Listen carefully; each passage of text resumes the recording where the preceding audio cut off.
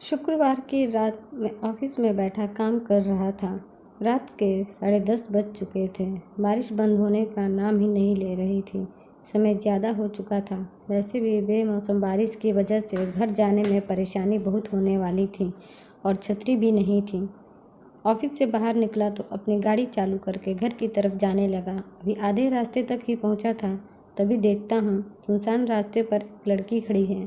उसे लिफ्ट की ज़रूरत थी। वह इधर उधर देखती है पर वह इशारा करती है तो मैं उसके पास अपनी बाइक लेकर पहुंच जाता हूँ। तभी पास से एक ऑटो निकल जाता है।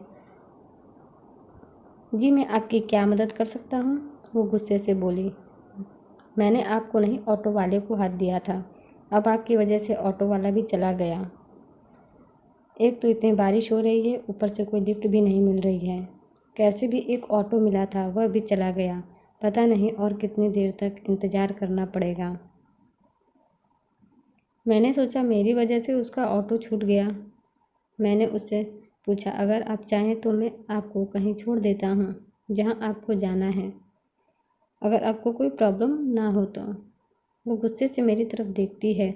मैं कुछ नहीं बोल पाता और अपनी बाइक स्टार्ट करने लगता हूँ। तभी मुझे लगता है कि मेरी वजह से उसकी ऑटो छूट गई है और मैं इसे ऐसी बारिश में छोड़कर अकेला जा रहा हूँ, ऐसी सुनसान रात में। यह गलत है। मैंने उससे कहा, अगर आप मुझसे लिफ्ट नहीं लेती तो मैं आपके साथ यहीं रुक जाता हूँ जब तक आपको कोई लिफ्ट नहीं मिल जाती। वह कुछ नहीं बोलती है। मुझे वहाँ खड़े आधे घंटे हो गए थे। रात के करीब 11 बज चुके थे। मैंने एक बार फिर उससे पूछा, क्या आप अब भी मेरे साथ में नहीं चलेंगी?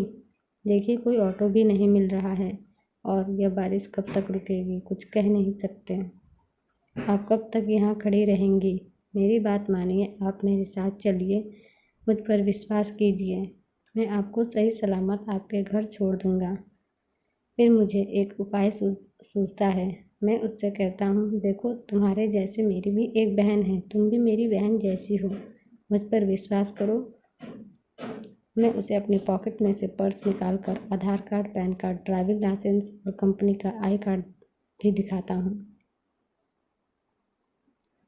और कहता हूँ कि यह देखो, मैं एक अच्छी कंपनी में काम करता हूँ। तुम मुझे गलत मत समझो, मुझ पर विश्वास कर सकती हो और यह सब तुम अपने पास रखो। जब तुम किसी सेफ जगह पर पहुंच जाना या अपने घर तक, तो यह सामान मुझे वापस कर देना। मेरा नाम विवेक है। चलो बैठ जाओ अब मेरे साथ प्लीज़। तुम्हारे घर में भी तुम्हारे मम्मी पापा इंतज़ार कर रहे होंगे। मेरे घर वाले भी इंतज़ार कर रहे होंगे। रात काफ़ी हो गई है, दोनों के घर वाले परेशान हो रहे होंगे। हमें चलना चाहिए। अब वह थोड़ा मुस्कुरा देती है और बाइक पर बैठ जाती है। आधे घंटे तक बाइक चलती रहती है लेकिन वह कुछ नहीं बोलती है। फिर थोड़ी देर में मैं उससे पूछता हूँ, जब तुम्हारा घर आ जाए तो मुझे बता देना, मैं बाइक रोक दूँगा। थोड़ी देर बाद में वह कहती है, बस बस यही रोक दीजिए। मैं अचानक से बाइक रोक देता हूँ। वह तुरंत बाइक से उतरती है और जाने लगती है बिना कुछ बोले। मैं उसे जाते हुए बस देखता रह जाता हूँ। थोड़ी देर में वह मेरी आंखों से ओझल हो जाती है। फिर मैं भी बाइक स्टार्ट करके घर की ओर चल देता हूँ। रात के करीब 3:30 बज चुके थे। मम्मी पापा इंतज़ार कर रहे थे। घर में घुसते ही मम्मी पूछती है, इतनी देर कहाँ हो गई तुम्हें? मैंने कहा, मम्मी बारिश हो रही थी इसलिए थोड़ा लेट हो गया और ट्रैफिक जाम भी लग गया था, बस इसलिए लेट हो गया। मैं पूरी तरह बारिश में भीग चुका था। माँ मुझे टॉवल देती है और बोलती है, मैं खाना लगा देती हूँ। मैं कहता हूँ, नहीं माँ, मुझे भूख नहीं लगी है, रात भी काफ़ी हो गई है, आप लोग सो जाइए, मैं भी जाता हूँ अपने रूम में। फिर मैं अपने रूम में चला जाता हूँ। रूम में आते ही मैं बेड पर लेट जाता हूँ और उस लड़की के बारे में सोचने लगता हूँ। उसे सही सलामत घर छोड़कर मुझे अब थोड़ी राहत महसूस हो रही थी। मैं सोच रहा था, अगर मैं उसे ऐसे ही सुनसान सड़क पर छोड़ देता तो उसके साथ कुछ भी हो सकता था। अच्छा हुआ मैंने उसे घर तक छोड़ दिया। फिर मुझे कब नींद लग गई, कुछ याद ही नहीं रहा। अगली सुबह छोटी बहन रूम का दरवाज़ा खटखटाती है और कहती है, भैया भैया जल्दी उठो, कोई लड़की आई है तुमसे मिलने। मैं सोचता हूँ, लड़की? वह भी मुझसे मिलने? ऐसे कैसे हो सकता है।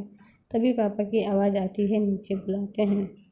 तो मैं फटाफट कपड़े पहनकर नीचे आ जाता हूँ। आँख मलते हुए देखता हूँ तो वही रात वाली लड़की सामने खड़ी होती है। उसके साथ में शायद उसके मम्मी पापा भी थे। मैं मन ही मन सोचता हूँ कि ये यहाँ क्या कर रही है, कहीं मेरी शिकायत तो नहीं करने आई है, क्योंकि मेरी वजह से इसकी ऑटो छूट गई थी। मैं मन ही मन डर रहा था। तभी वह सामने आती है और कहती है, भैया आपने कल रात मेरी इतनी मदद की, इसके लिए आपका बहुत बहुत धन्यवाद। अभी आप यही सोच रहे होंगे कि मैं यहाँ कैसे। कल रात आपका यह पर्स मेरे पास ही रह गया था। इस पर्स में आपका आधार कार्ड, पैन कार्ड था, जिसमें आपका एड्रेस था, तो वही देखकर मैं यहाँ आ गई। कल रात जल्दीबाजी में यह मेरे पास ही रह गया था। उसके मम्मी पापा भी मेरी तारीफ़ करते हैं और मुझे उसके पापा अपने सीने से लगा लेते हैं। अंत में जाते समय मैं उसके मम्मी पापा का पैर छूकर आशीर्वाद लेता हूँ। जाते समय उसके मम्मी पापा हमारे परिवार को भी अपने घर आने का न्योता देते हैं।